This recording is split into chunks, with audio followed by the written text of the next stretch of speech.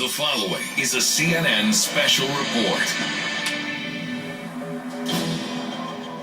A brazen escape. There was a hole cut out of the back of the cell through which these inmates escaped. Two convicted killers cutting their way to freedom, emerging from a manhole outside the prison walls. We estimate they climbed down and had power tools and were able to get out to this facility. Two dangerous murderers, now free. To kill anybody they feel like killing anytime. How'd they get the power tools? Who helped them? And where are they now? We're leaving no stone unturned. A scent in the woods, false sightings, all part of a desperate search through the Adirondacks and along the Canadian border. From the ground and from the air. And they could have gone on to the north up here to all this vast woods towards Canada. Pretty easy to get lost up in there. Is law enforcement closing in? Hello, I'm Randy Kay in Dannemora, New York. I'm standing just yards away from Clinton Correctional Facility, where inmates Richard Matt and David Sweat broke out of. It's the first time anyone has escaped from this maximum security facility since it opened back in the mid-1800s. That bold escape was just the beginning of a story that's almost too twisted to believe, involving murder, manipulation, and sex.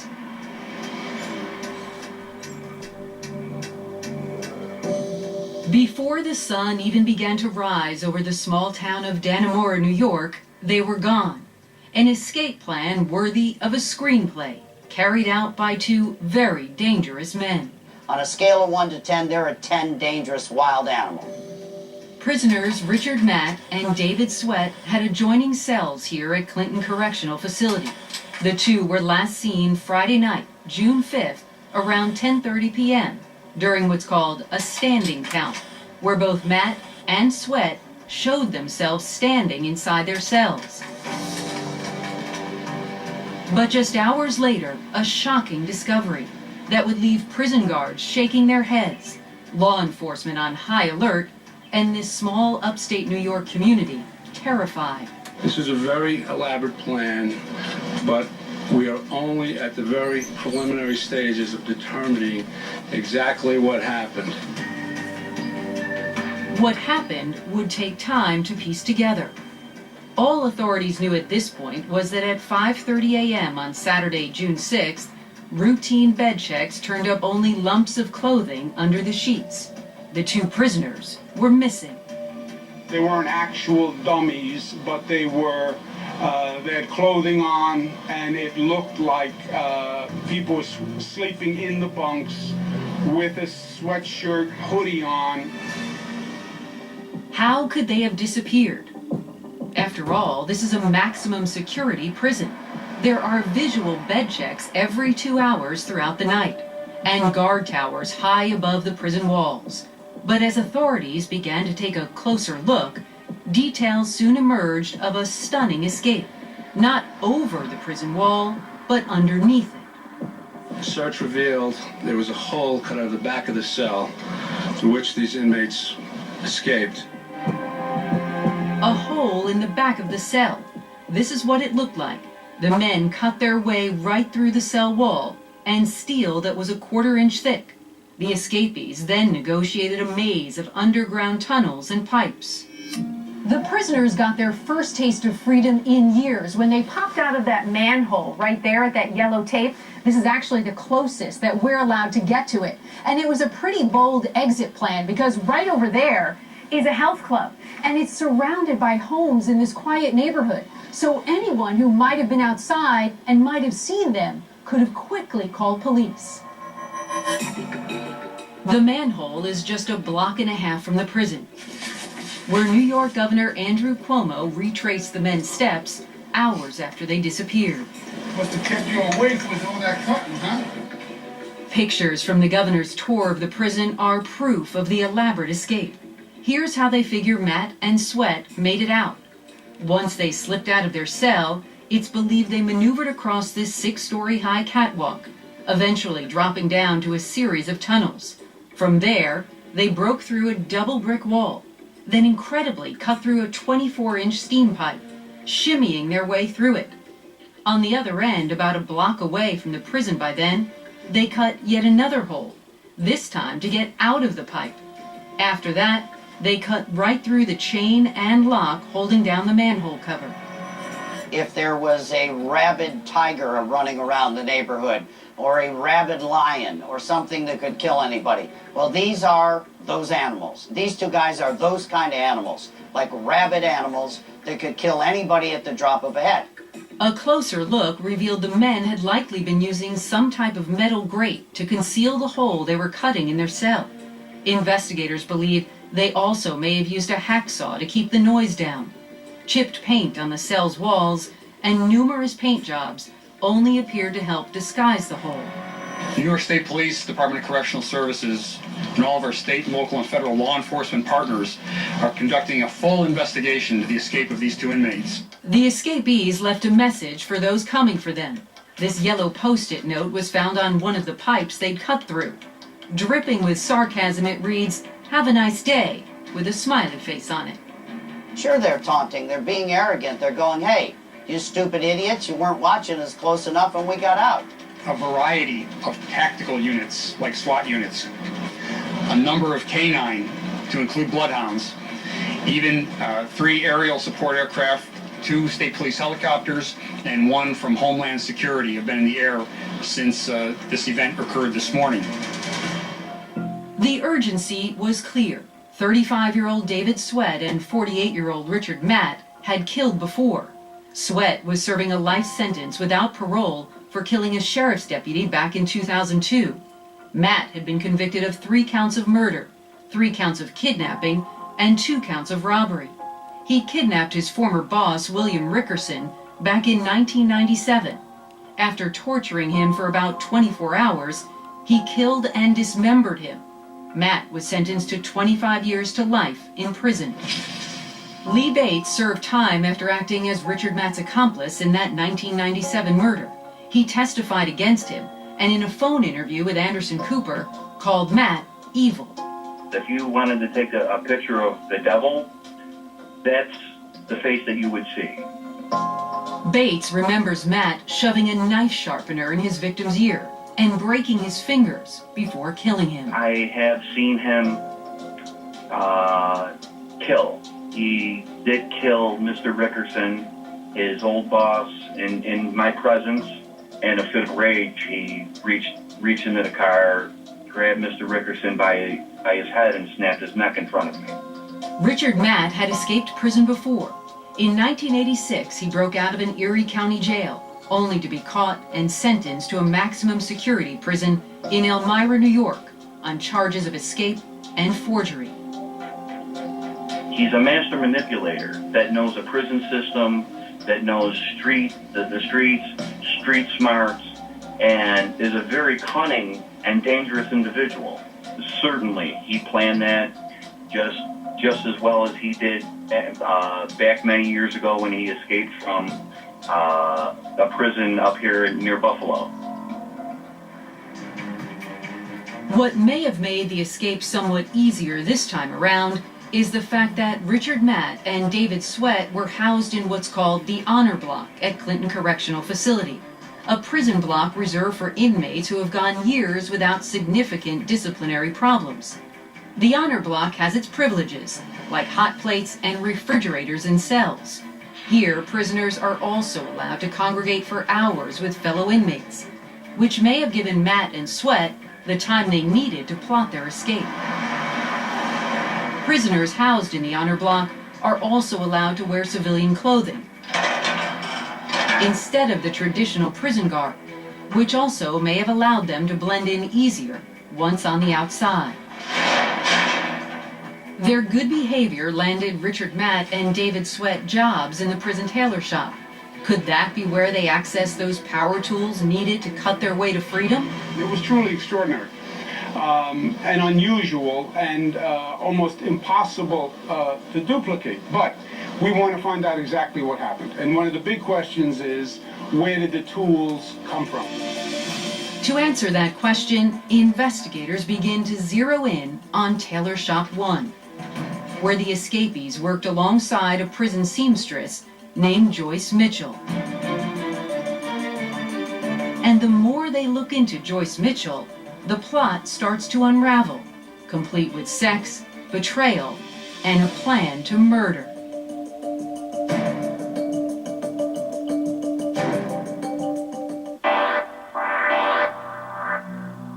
On the surface, this woman would seem like the most unlikely accomplice to a crime. 51 years old, she is a wife and a mother, married to the same man for 14 years. But Joyce Mitchell has secrets. Secrets that have landed her in jail, accused of helping two dangerous felons break free. I did many escapees on America's Most Wanted that would have never gotten out if it wasn't for the woman who helped him. In this case, authorities say Joyce Mitchell is the woman who helped Richard Matt and David Sweat with their plan. Just how did this wife and mother become involved with two convicted murderers? It started with David Sweat. In 2013, Sweat was working in the prison tailor shop when he met and befriended Mitchell, the seamstress there. They formed a relationship so close it caught the notice of others at the prison. And so they were investigated for having an inappropriate relationship. He was moved out of the tailor block that he was in, put into a second unit. He was then brought back into a tailor unit, but not the one that Joyce Mitchell was in. But as Sweat was moved out, Richard Matt moved in. Matt was known as a ladies' man, a charmer, who befriended Mitchell and took it perhaps even further than Sweat. In 2013, the two started a sexual relationship, according to a source close to the investigation. They would meet and have sex in the tailor shop when no one else was around. All this time, Joyce Mitchell kept this from her husband Lyle, according to his attorney, even though he also worked in the prison tailor shop and knew both Richard Matt and David Sweat. Joyce has established a pattern of deception.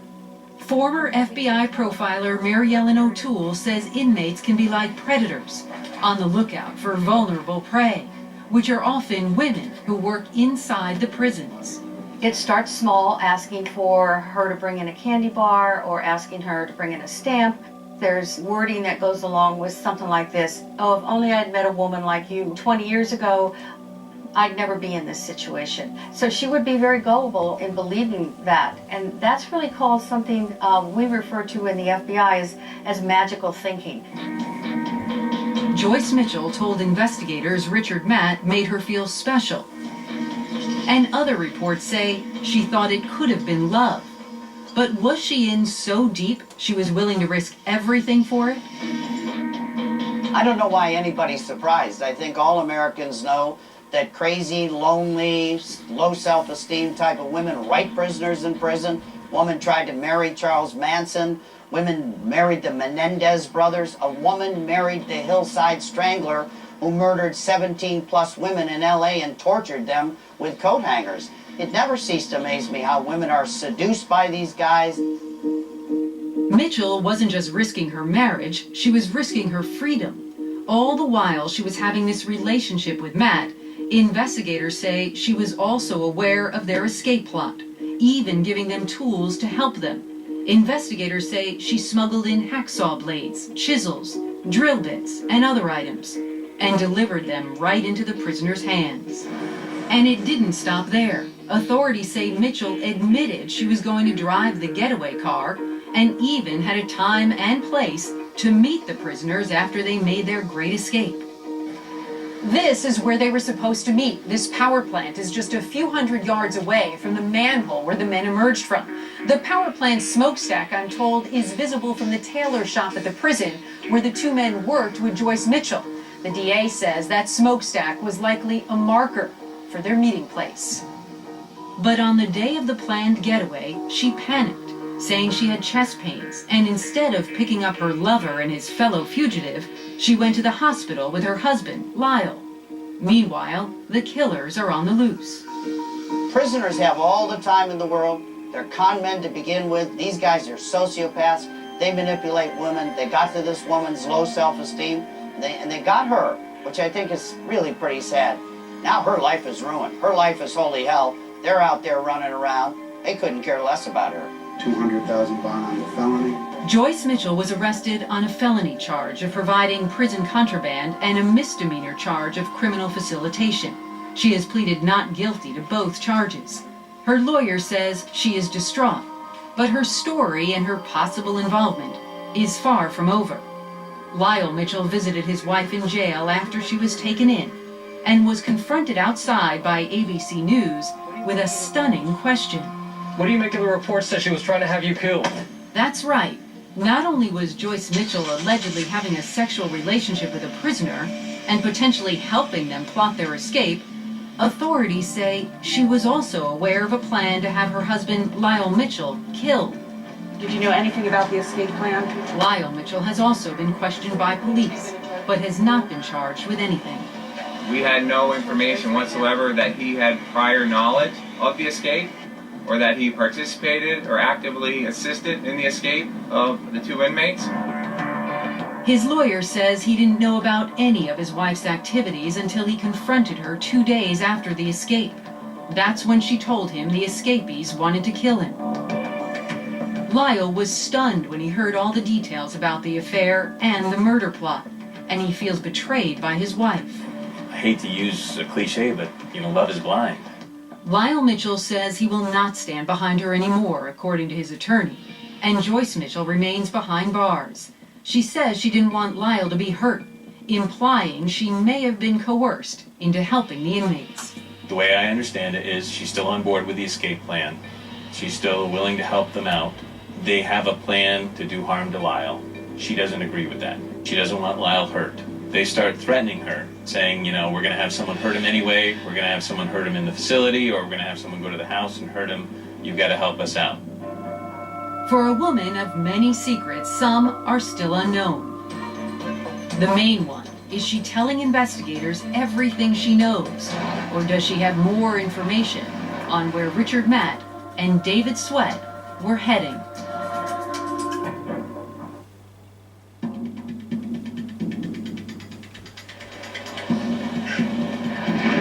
A massive manhunt underway. Fugitives David Sweat and Richard Matt on the run.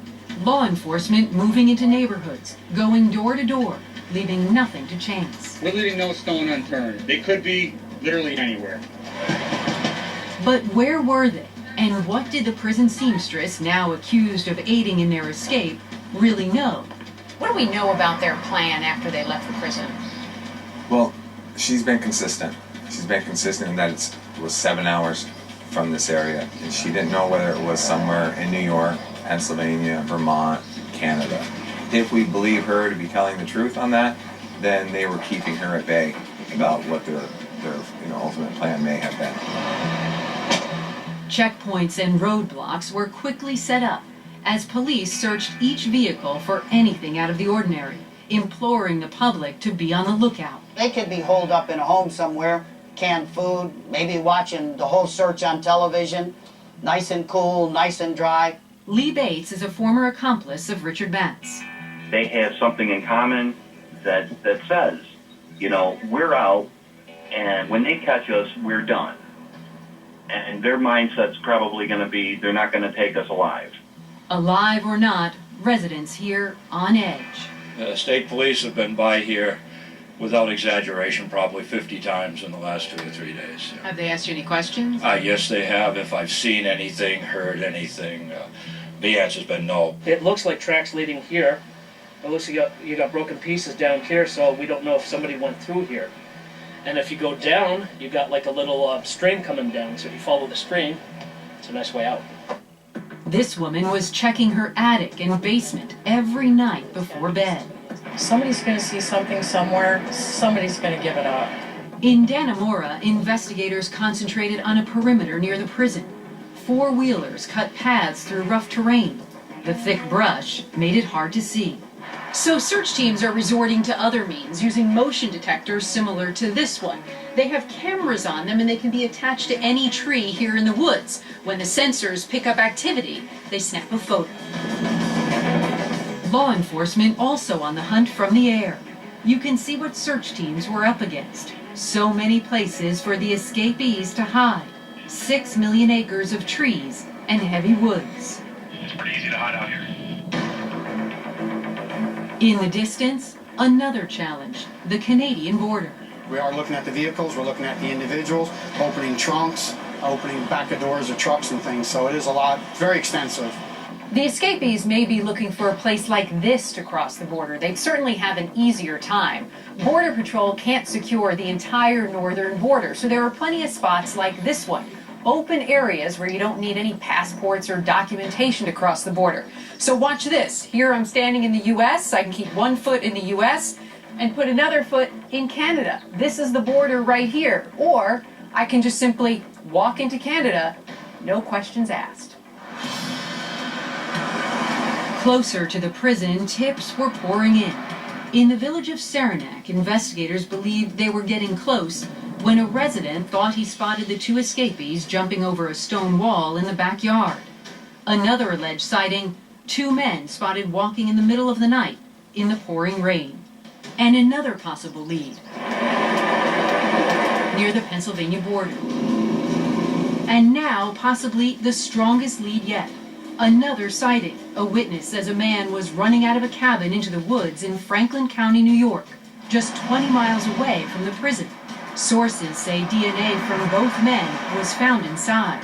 Could this be the break investigators are looking for? No lead is too small for us to investigate.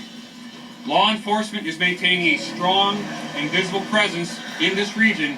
But the fugitives are still on the run.